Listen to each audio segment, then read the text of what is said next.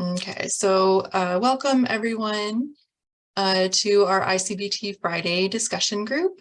And we are a group of clinicians who meet regularly on Fridays to share information about learning I-CBT and using it with clients. So thanks so much for being a part of this. We're really happy to have you here, and especially a big welcome if you're new here.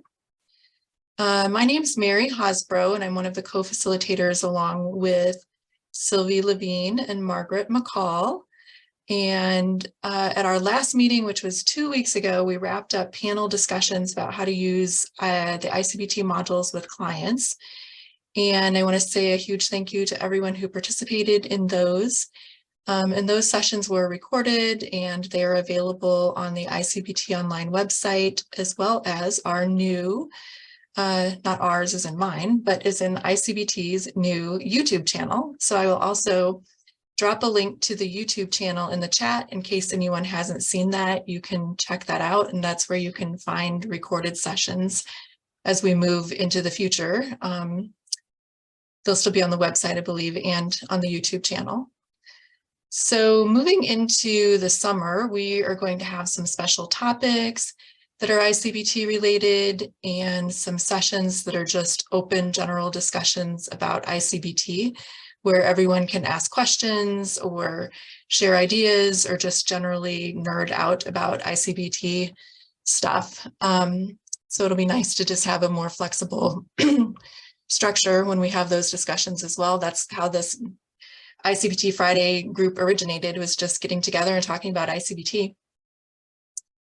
But today I'm excited to welcome Dr. Jeremy Shuman to talk with us about the strengths of using I-CBT with neurodivergent clients. So Jeremy welcomes questions during and after his talk, but please refrain from asking client-specific questions, as this is being recorded and it will be posted on the I-CBT website and the YouTube, which are available to the public. And I'll also drop his email in the chat. So if anyone's interested in connecting with him for individual consultation, you'll be able to find him. And if Jeremy is here, I need help seeing if Jeremy's here yet. Yes, he is. Welcome, Jeremy. Thanks. I will have you go ahead and just introduce yourself. I haven't done any introduction for you yet. So if you want to introduce yourself, and then go ahead and begin. Great, thanks, Mary. So what I want to start off with is saying my preference for questions is, if you have a question, can you type it in the chat? And I don't think I can see the chat very easily while I'm presenting. And then Mary, if you wouldn't mind sort of shouting those out at an appropriate break, can we do that for questions during? And then Absolutely. I will try to leave some time for questions at the very end that people can just call out, but I may not have a whole lot of time at the end to be able to field those. So again, thanks everyone for showing up. Looks like we've got a lot of people in attendance, so that's fun for me. I'm Jeremy Shuman. I'm a psychologist in St. Louis, Missouri. And mostly what I do is I see therapy clients, and I specialize in treating folks with OCD, but also I do neurodiversity affirming treatment. So I work with a lot of folks on the autism spectrum, folks who have ADHD, and sometimes comorbid with OCD or other anxiety disorders, but that is a specialty of mine. And then I also treat general anxiety disorders, tics, BFRBs, and what I really love are these complicated cases where these things sort of like hook together. OCD especially loves to make sense of really confusing, uncertain situations and can make these other presentations really messy. So that's really what I love doing. But I also am part of this group of folks that's trying to disseminate information about I-CBT to folks in America, because it has not been so popular until recently, and we're just loving it. And then I also do a bunch of training stuff. So I teach a seminar. The next round of that will be starting in August. It is a behavioral-based seminar. It's about treating OCD, but I go way more into ERP than I do I-CBT. But if you're interested in that, you can always send me an email. And I do professional consultations for folks. A lot of times those are going to be about OCD as it intersects with autism, because that's a particular interest of mine.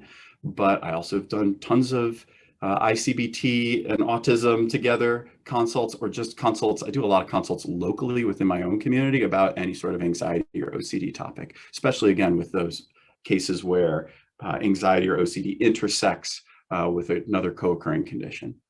And then also I'm the clinical director at the Center for Mindfulness and CBT. So we've got a small group of about 20 clinicians and some prescribers, and I try to help them stay compliant with all HIPAA stuff and make sure that they're able to do their jobs to the best of their ability.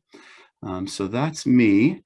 How I got trained in I-CBT was just through the Friday groups. I, like many folks here, was introduced to it by Carl Robbins, and took to reading, Facebook posts by him to get interested in it. And then I got the book and skimmed the book and read the modules and started doing the Friday groups.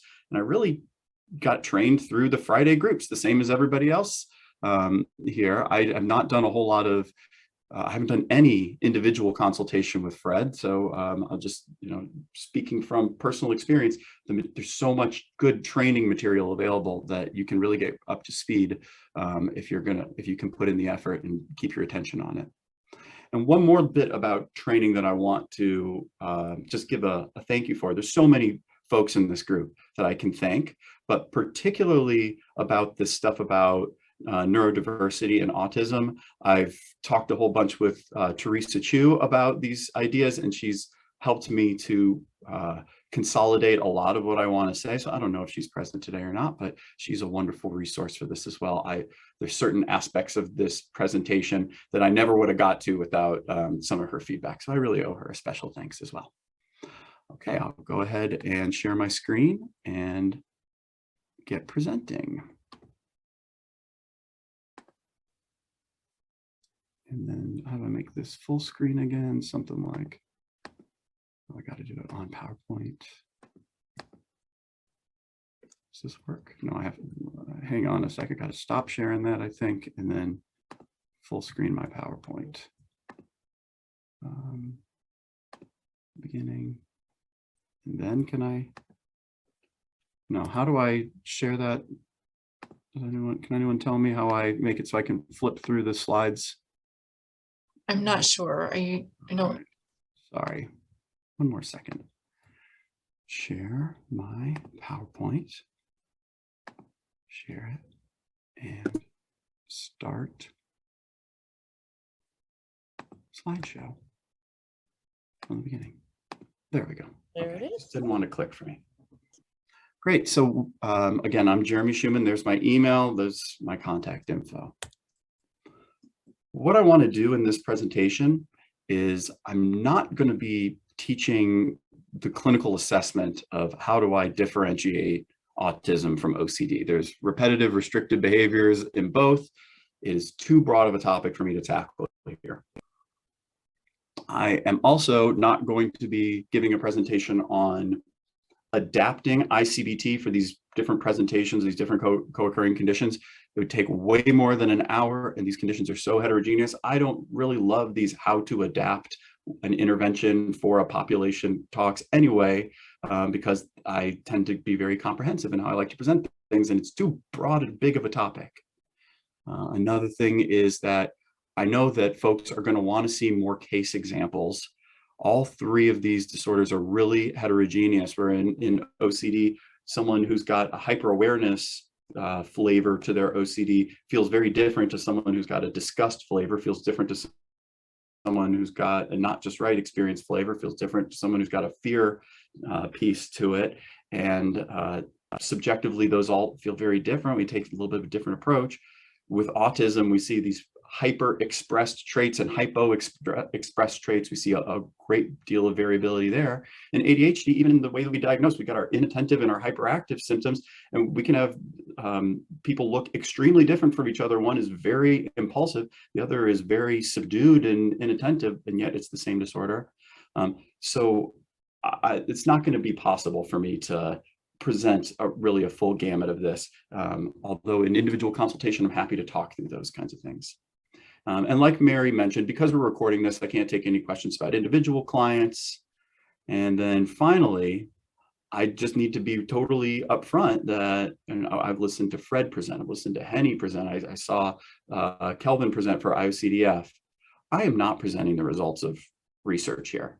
I didn't even do a literature review about the intersection between these neurodevelopmental conditions and OCD with respect to I-CBT, because there's no literature there. I mean, I put the search terms in, nothing pops. There's nothing to talk through there. Also, we've done all these great presentations through the Friday group that's come out of books, that's come out of writing from the original authors in the research group. I can't claim that that's me either. I'm presenting my own opinions here that I have formed through my clinical experience and the theory behind how I understand neurodiversity affirming treatment, and then the theory behind I-CBT, and trying to have a marriage of those two things. But, well, we're an inference-based therapy group here, so I can be real clear that there's a lot of inference that I'm making in this. So you guys, a lot of you guys already know me, and my hope is that that doesn't scare people away, because that they'll take it for what it is, and that they find something useful out of this anyway. So if you're still with me, then we can go on. What I really do want to share here, what is going to be within the scope, is I want to share the reasons that my own multiply neurodivergent clients have liked I-CBT. And I want to give you guys a little bit about my larger point that I talk about on the Facebook group and with a lot of my clients and a lot of my consultations, about how OCD can emerge out of neurodiversity, not just neurodiversity. OCD loves confusion and uncertainty, and it spins stories that make us understand our feelings when they don't add up. We create a reasoning narrative that explains things and says why we need to do things to keep ourselves safe. But the reason that we might need that narrative is because things were uncertain in the beginning. Why were things uncertain? Well, a mismatch between the way that one person experiences the world versus another person experiences the world can lead people to feel like they can't trust their own experiences, or they can't put their own experiences into a context that makes sense. For example, something like taking a standardized test in high school. Someone might say, well, I really can't concentrate if someone's clearing their throat in the room. And everyone might have some experience with, yeah, a distractor in the room is going to impair my ability to take this test. But there is a difference of degree so much that it becomes a difference of kind. That when there's sort of like a common experience, like I got distracted during the test, and then someone who is neurodivergent has reasoning for that, or it feels much more extreme, they can be really invalidated by people saying, oh, everyone has trouble concentrating when someone's clearing their throat in the room.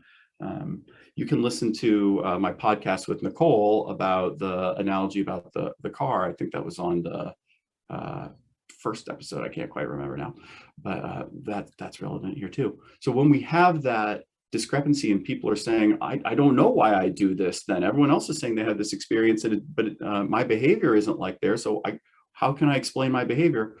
We can create OCD stories out of that. So that's a larger point I wanted to share.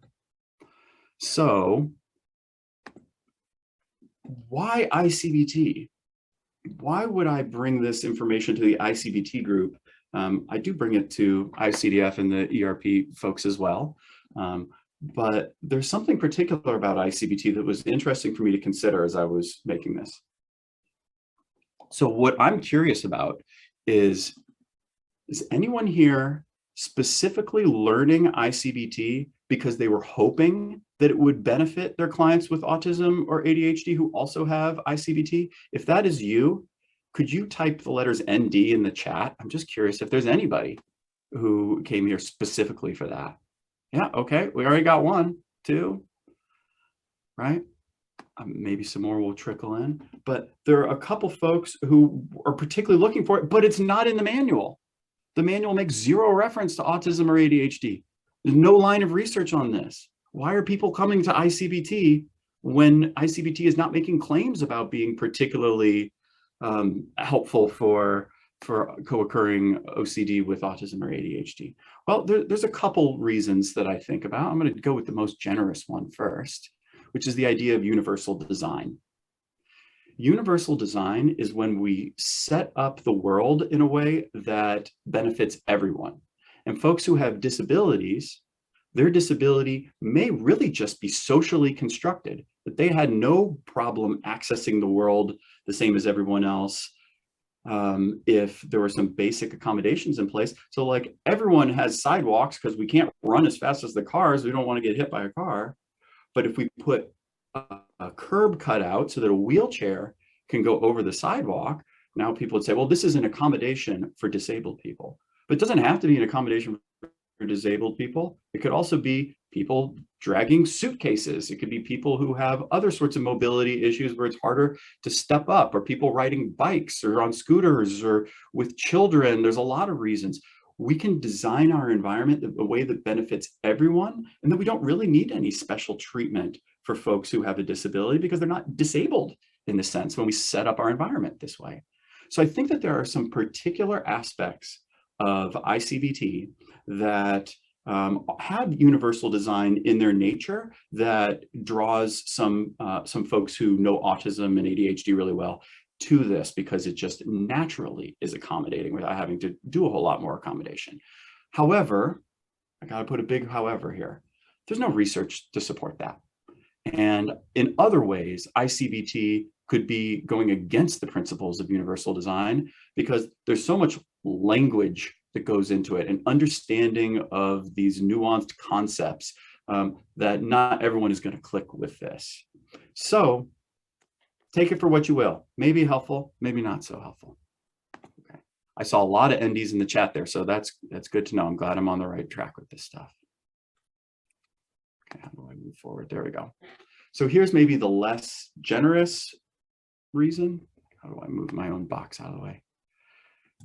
The reason that folks are drawn to I-CBT when there's co-occurring OCD with other forms of neurodiversity is probably a lot because of grave abuse that has been done in the name of behaviorism.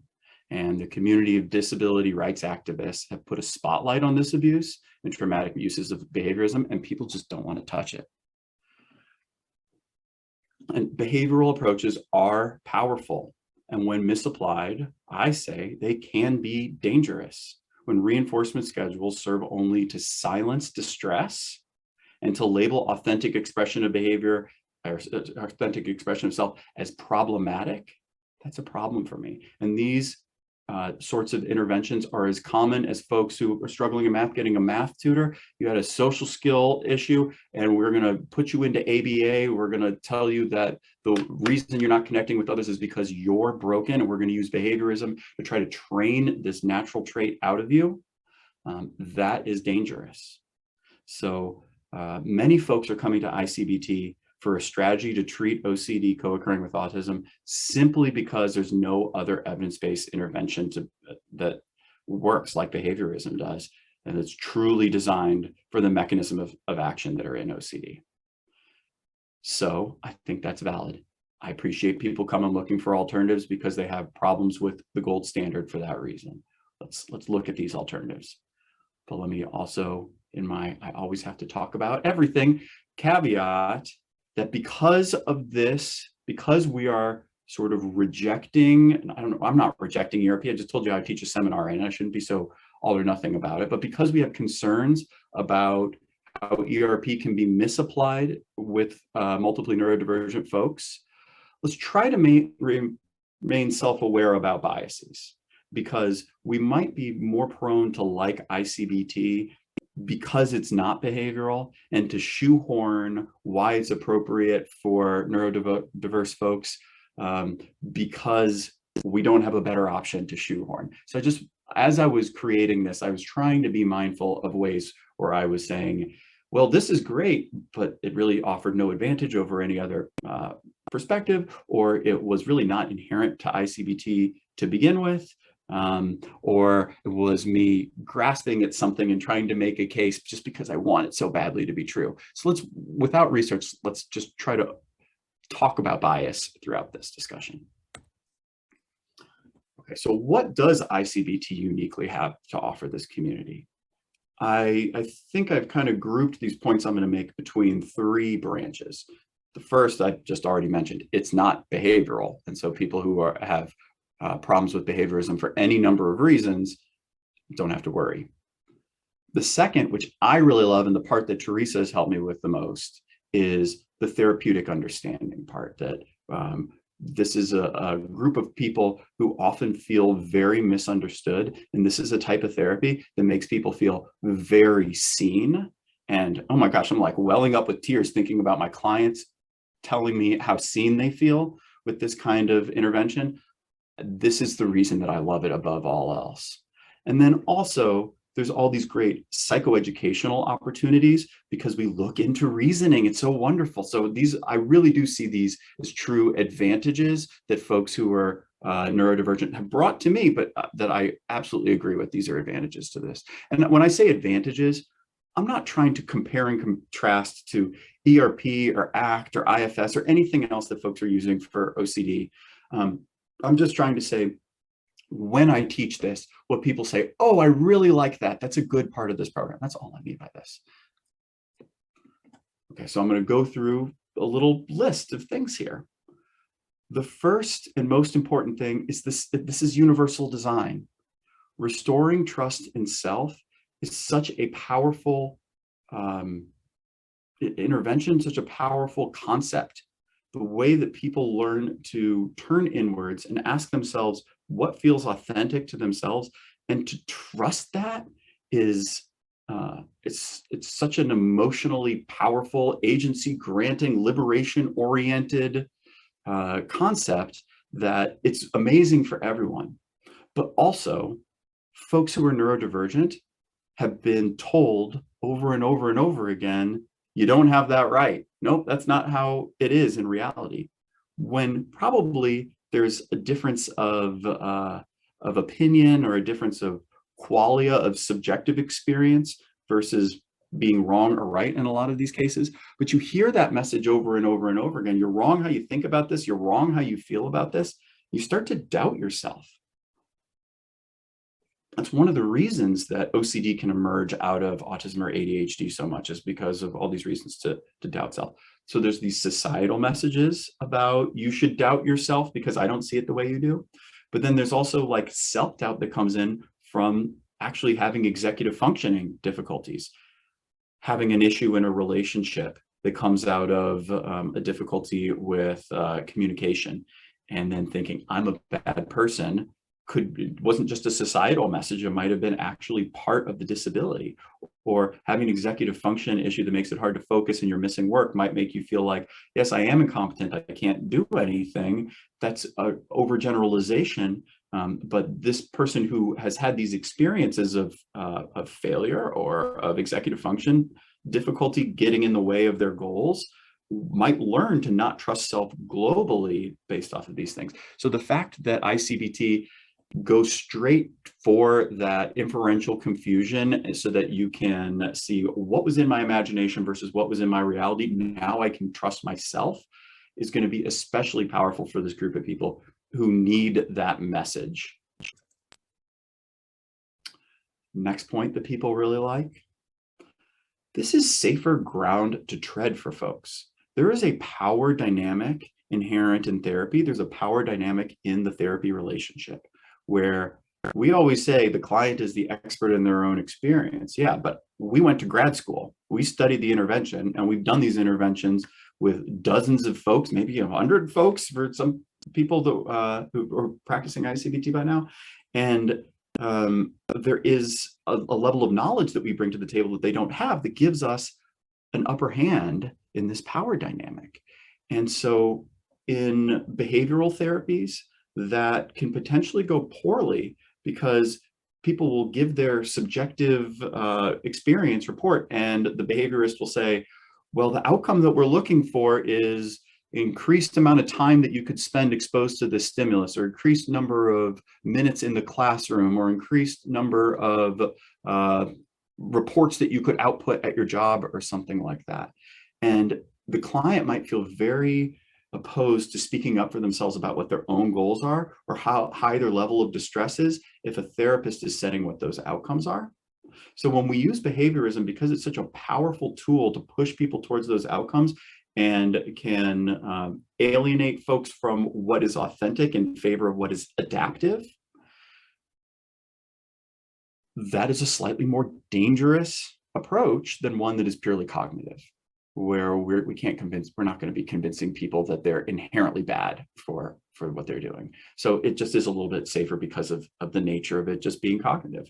Maybe that means it carries a little bit less like right off the cuff power in compared to behaviorism. Like I call exposure a sledgehammer a lot of times.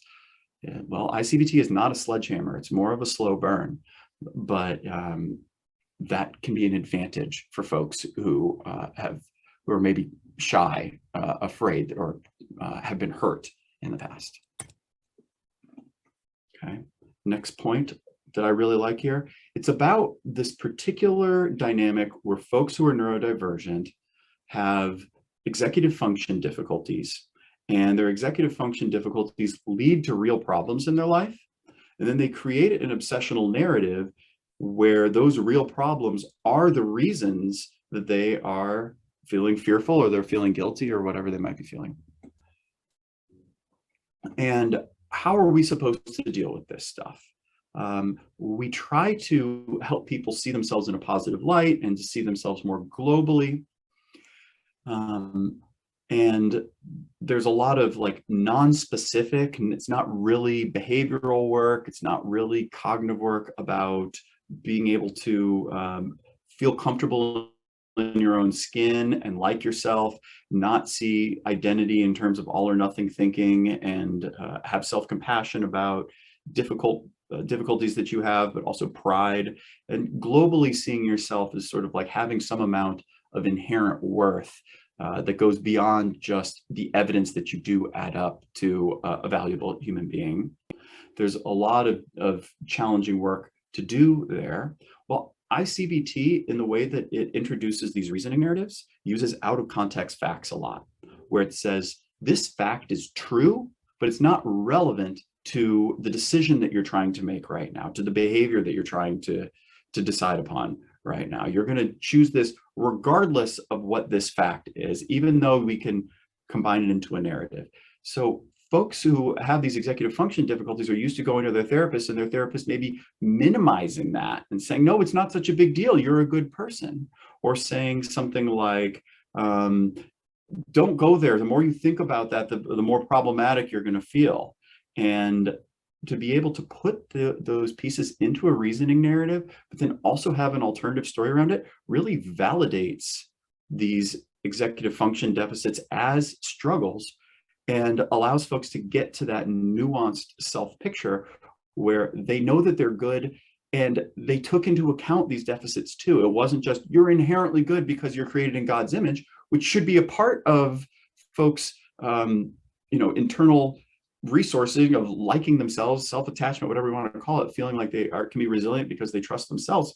Use that inherent piece, but also folks have felt satisfied by the validation of their executive functioning issues, so that we can tease apart what is my reality saying, what's the here and now saying, versus what is the story that I've been telling myself about these things.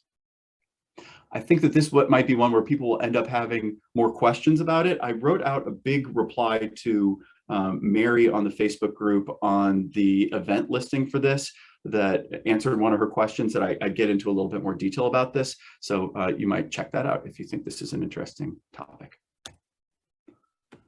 Okay, the next thing that I really like is Module 2. Module 2 about pulling out these varied reasons leads to so much valuable psychoed. And here's how I actually end up doing Module 2. We do our intake, we do a little bit of psychoed, I introduce Module 1, we go through the doubt sequence, we practice it, then I introduce, here's how we pull out these reasons, these categories.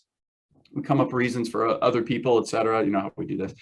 Then we come up reasons for ourselves. And then, you know, that might take 2 sessions, maybe 3 sessions, because it can be hard to think about a lot of these reasons. And then I move on to constructing the obsessional narrative by putting together those reasons and pulling out the vulnerable self theme. But then I would say pretty much without exception, at that point, I cycle back to module 2 and I say, there's more here. We can add to the doubt narrative if we can pull out some of what's come up in these last 2 conversations. And we end up doing this sort of iterative process of going through the doubt narrative until it's really well consolidated and that vulnerable self theme feels like really tangible and we can talk about it without using a whole lot of complex language anymore. So going through that cycle over and over again, we go through module 2 a bunch of times and we end up talking about all these reasons like executive function issues, communication differences, sensory differences and differences of quality about that, interoception differences, cognitive differences, what racing thoughts feel like, what intrusive thoughts feel like in a phenomenological level. And we get to have some really great conversations about what is autism or what is ADHD from the inside out. And it's like baked into this OCD intervention that there are times to talk about stuff that's not just relevant to OCD. So I really like that that is part of it. I feel like when I was doing functional analyses with ERP, I was always trying to like get to the exposure really fast. And I was really downplaying this. And I knew I wanted to talk about it, but it felt like I was wasting my time. It doesn't feel like wasting my time anymore. I'm having really fun and good conversations that I think end up becoming part of the authentic self story in the end. So I know it does have value. And one more piece with this is folks who are neurodivergent, ADHD or autistic, very often have some real lagging skills and some lagging knowledge because of avoidance or dyspraxia or being excluded. And I'll find that there are some basic knowledge points that come up during module 2 that we need to talk about, which have nothing to do with therapy at all, but we would have been stuck in the reasoning if we didn't learn some of this basic stuff. So I like that we go through that. Just a recent example of that. This really doesn't have anything particularly to do with autism, although it can. I was talking with a woman about making eggs and how she thought that her hands were contaminated every time she cracked an egg. Well, yeah, okay, you're supposed to wash your hands after you handle raw eggs. But she thought that every single egg, any of the goopy part, had salmonella in it. And if you had any amount of cross-contamination with that, you were going to get salmonella. And it wasn't just a what if, it was a this is a fact of life. Well, so how would someone get there? If someone was, say, ADHD and their parents had never taught them to cook because they said, oh, you screw everything up. Oh, you're going to burn it. Oh, you're going to make a mess. You don't clean up after yourself. You're not developmentally ready to do this stuff yet. They didn't get the basic education they might have otherwise gotten through these experiences. And they might need to learn some of these basic facts of life. And it's stuff about food and driving and paying your taxes, and it has nothing to do with the field of psychology, but it's part of these people's reasons. And if we ignore that and we just say, you're supposed to figure that out somewhere else, we're really doing a disservice to our clients because there's a lot of easy answers out there for some of these rules that folks have. So a couple points there. Okay, this is such a big deal to me, what I really like. I talk about this a lot in the podcast with Nicole too, that where I see CBT or behaviorism go wrong in cases of OCD co-occurring with other neurodevelopmental conditions is when we don't take the time to really conceptualize what behavior is attributable to what. And we boil down the functional analysis to something like it's a negative reinforcement cycle. So now we know where to intervene, but we're not saying, how did this negative reinforcement cycle start? It was purely out of avoidance. We were trying to get away from an aversive. But what was it about that aversive that made us want to get away from it so much? And that helps us to differentiate. Is this a OCD story that I have this compulsion that I have to do around? Or is this some sort of intolerance or hypersensitivity related to neurodivergence that isn't going to change? And at best, what I'm going to be able to learn how to do is to tolerate it better, to make other people more comfortable, to advocate for myself and ask for accommodations where appropriate throughout as I do this. So if we have a good conceptualization, I think we can use behavioral strategies really without fear, because we won't misapply them to things that we hope are going to change. And we will say the outcome we're looking for has nothing to do with you masking your distress. It has everything to do with you actually feeling more comfortable. But again, because behaviorism is such a powerful tool, and you don't need to take that step to get these outcomes you're looking for, then it's tempting to just rush through that part.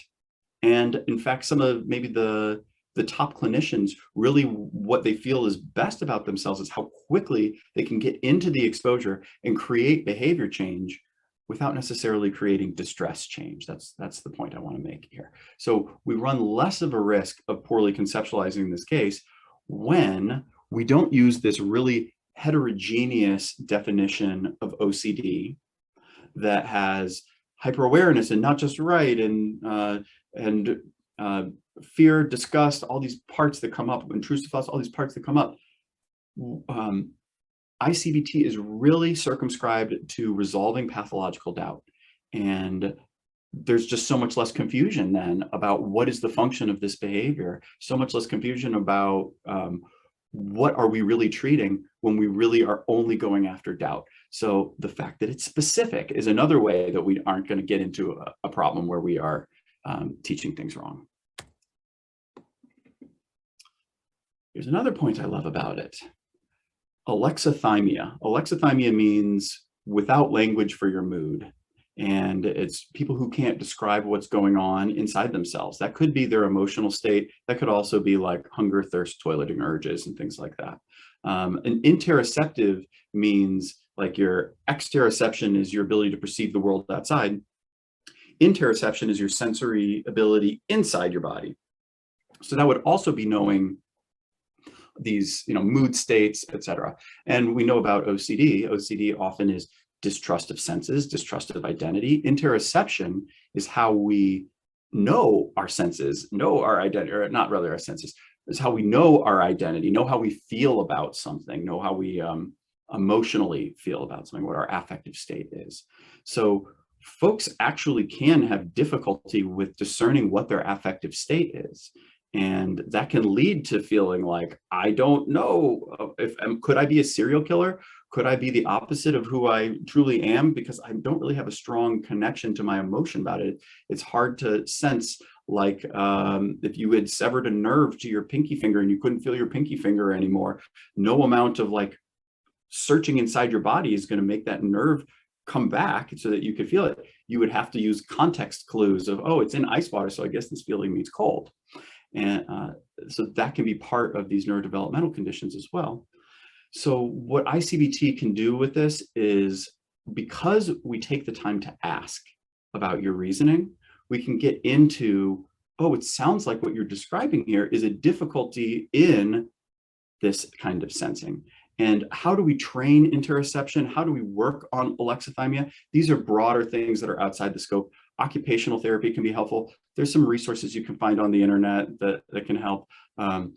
But it's not something where we go from, I didn't have the skill and now you train me in it and now I can do it. Like I couldn't ride a bike and now I spend time on a bike and I'm riding it. We're using those context clues too. We might be able to do some bottom-up work to get more in our bodies and have an easier time with this. So again, what I really like about it is that we don't dodge that issue and just sort of like push all this explanatory stuff aside and get right into exposure. We can take the time to conceptualize, we can take the time to go into reasoning processes, and then we're going to have these good conversations around this difficult task of teaching people to trust themselves despite the fact they have interoceptive challenges. Okay, my next point, I might have to finish up with this set of points here so we can leave a little bit of time for questions. So autistic folks are often very curious to learn everything about a problem, and they have these preferences for completeness and predictability. And so doing a functional assessment where we're saying, well, here's the trigger, here's the intrusion, here's the feared outcome, and here's the avoidance and compulsion, and we just go for that. They're going to say, yeah, but there's a lot more that I want to talk about here. And if a therapist says, nah, that part's not important, we don't really need to hear about that, it's going to kind of sting. It's going to say, I'm here for therapy. Don't you want to see me? Don't you want to understand my point of view and know me? So I like that this says, yeah, give me your reasons. Let the OCD speak. I want to hear it. We got all the time we need for that. Same with folks with ADHD. They often have a lot to say, want to do a lot of external processing of their thoughts. They need to say the thought out loud as opposed to just thinking it in their head for it to feel like they've engaged with it in the way that's going to feel satisfying. And so we got a lot of long diatribes, info dumping, special interest sharing, etc. Everyone who is autistic or ADHD has heard this at some point. It could be too much for some people. As this person's therapist, you can't give them this message. They can't be too much for you. Refer them if they're too much for you. Go find less, because this is a valuable trait in people and people need to be seen for it. And there are times they're going to have to be flexible about it. In the meeting where I want to tell you all my thoughts and feelings so that I can feel satisfied that I was seen for the whole emotional impact of this content to me. No, tone that down. Let the other people in the meeting catch a breath of air. Not everyone needs to hear your process. But when you are the client in the therapy room, your therapist should not be telling you you are too much. And if it's framed as, well, I'm trying to help you be flexible so that in other environments, you know where you are getting this negative social evaluation, it still can't be framed in the sense of, I'm telling you about my OCD and you're saying, that's too much. I don't care about that level of detail. It would be, I care about that level of detail. And now you feel seen and connected. What's it like for you on the outside world? Oh, okay. What it sounds like in this context, you're looking to be more flexible. Why or why not would that be a good idea? Oh, here are the reasons it's a good idea. Here's how we can help you with that sort of interpersonal feedback, not right up front. So this is another really major reason I love I-CBT. That's the part that makes me tear up, is when people say, people have told me I'm too much. And when I did I-CBT, finally, I felt seen. That's so powerful. Okay, so I got about 10 minutes left that I can hang out with you guys. I think I'll do just a couple more of these points, and then I'll save like 7 minutes for questions here. Okay. Another point I like is that we use a bit of reassurance. We say that the doubt is false in no unclear terms. We don't have to accept uncertainty that what the obsessional doubt is happening in the here and now, because if there's evidence it was happening in the here and now, it would be a reasonable doubt, not an obsessional doubt. So since we know this, we can offer the appropriate sorts of reassurance that people who have been invalidated over and over and over again really do need to hear. And it's not as simple as saying, oh, well, if I don't go there, then you're going to recognize for yourself that you are a good person. No, it's really helpful for this group of folks to say, you were told that you're flawed and that you're a bad person. And here's what that message has looked like as you've internalized it into a feared self. And then here's how I see you. Here's how others see you. Here's how you can see yourself. That is reassurance. So that's helpful. This goes also along with, you don't have to accept your intrusive thoughts like ERP. These thoughts are meaningless. Don't go there. Act. Maybe they breadcrumb us towards our values, but they're the annoying neighbor at the party. We just have to leave them there. I-CBT, maybe not in every case we have total success, but it does give us success in some cases, or in a lot of cases, about not inferring doubts. And there's some conversation about, does the imagery totally stop? Does the doubt totally stop? Or does it just sort of like change character? Maybe I just never hit the crossover point anymore, but I still get some of the early inklings of doubt. But nonetheless, we do reduce the amount of pathological doubt that happens through resolving the inferential confusion. And that is really beneficial for our neurodivergent folks who experience these doubts more emotionally, more intrusively. I know we don't love this word here, but like surprising, scary, painful, and just emotional to even have in my head at all. But there's a difference of qualia. There's a difference of subjective experience between what that intrusive thought feels like for someone who really vividly and absorbed in a dissociative way goes into their thoughts, versus someone who the intrusive thought is maybe slightly more ephemeral and less absorbing. So if we have a way not to accept those, for folks who have this really difficult experience with them, I'd like to give them that way to not have to just accept.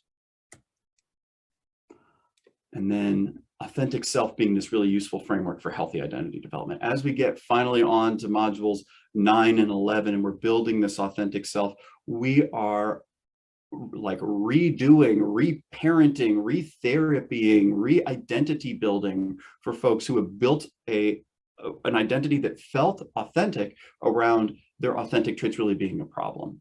So this is just, again, baking into an OCD intervention stuff that is applicable across the board, better universal design.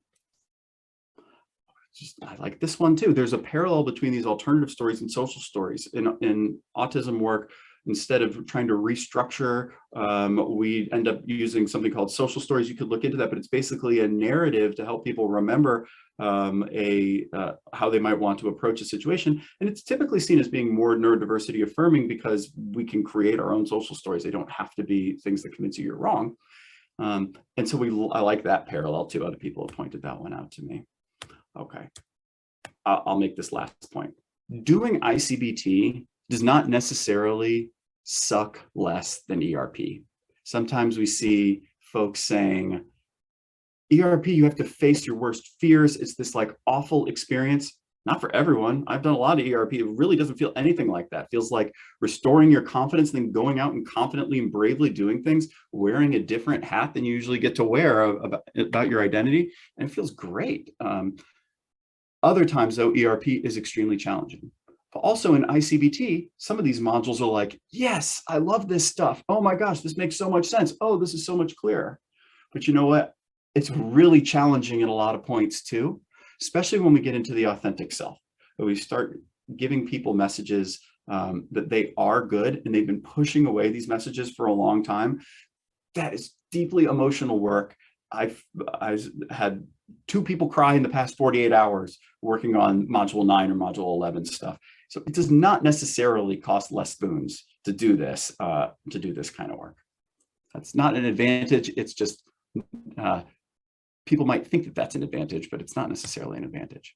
Okay, so in summary here, what I like about it, or what folks like about it, it's not behavioral. These are examples. It promotes this therapeutic understanding. These are some examples. It's got all these great opportunities for psychoed, and these are examples. And I'll post the slides for this on the Facebook group too for anyone who wants. So that's what I wanted to say. Thanks everyone for coming to my TED Talk. I'll open it up if anyone wants to ask any questions, and I'll see how many I can answer. Thank you so much, Jeremy. That was really awesome. I don't know if you'll have a chance to look at the chat, but if I know you're short on time, I can also make it available to you later. Like the chat erupted in cheers many times, and lots of affirming and confirming statements, especially when you spoke about making sure people are heard and understood instead of telling them they're too much. Like the chat went wild, but I want to pause, with my comments and just let anyone else jump in and make comments or questions while you're still here with us. Does anyone have any questions for Jeremy?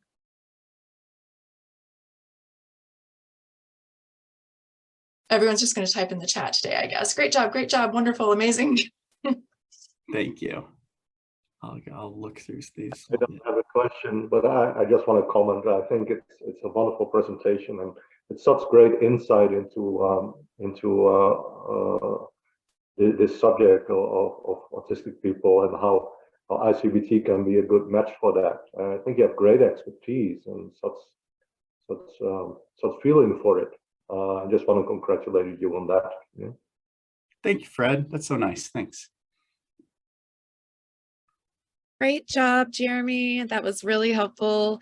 And I know, like you're saying, OCD is so heterogeneous. It shows up in so many different ways. So if you have a person that processes the world in a different way, well, in theory, then your OCD specialist should be really well equipped to understanding how individualized that can be. And so whether you're autistic or allistic, being able to have somebody that can appreciate the process is really what's key. You could work with anybody when it comes to that. And I think for neurodivergent folks, being seen as human, being seen as normal, being seen as a person that is just processing this as anybody else is in a different way, is so validating and important for their healing too.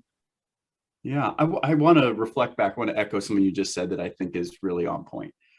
Basically, what we're saying is OCD is also a form of neurodivergence. If you understand OCD, you know how to listen to people's lived experience. If you know how to listen to people's lived experience, you can do this work. So yes, I appreciate that. I think that's something that a lot of us are still trying to wrap our heads around, and then hoping that other people do too, that OCD is a form of neurodivergence. Like, that's kind of profound. And because I'll just say, real quick, that because neurodivergence is such a big umbrella term, if I have my arm amputated and I don't have nerves that run down my arm, I'm neurodivergent because my nervous system doesn't look like what is typical. If I have a mood disorder, I'm neurodivergent. If I have autism or ADHD or OCD or anything, or a tic disorder or whatever, it's all a form of atypicality from a perceived norm, and it all falls under that umbrella. But how is OCD neurodivergent? What are the phenomenological aspects of it? Really interested in what the research is going to say about that, because all I have is my spitballed opinions based off of doing a lot of listening and how my brain likes to systematically put things into boxes. So I've got some ideas for boxes. I'll be sharing that stuff. At the conference, Nicole and I are having a support group for folks who identify through that neurodivergent lens as they see OCD. We're going to be doing a little bit of workshopping some of those ideas about how maybe there's phenomenological differences in seeing how people maybe self-identify a profile in this heterogeneous domain of OCD. And I'm excited to see what comes out of that. Hopefully we'll have more to share next year. Mm-hmm. All right, I appreciate everyone coming to listen to me. Mary, if you copied the comments from the chat, I would love to get a chance to respond to anybody or read them. And everyone's got my email if you want to hear more from me. Thank you so much, Jeremy. That was wonderful. Great. See y'all later. Thanks. Okay.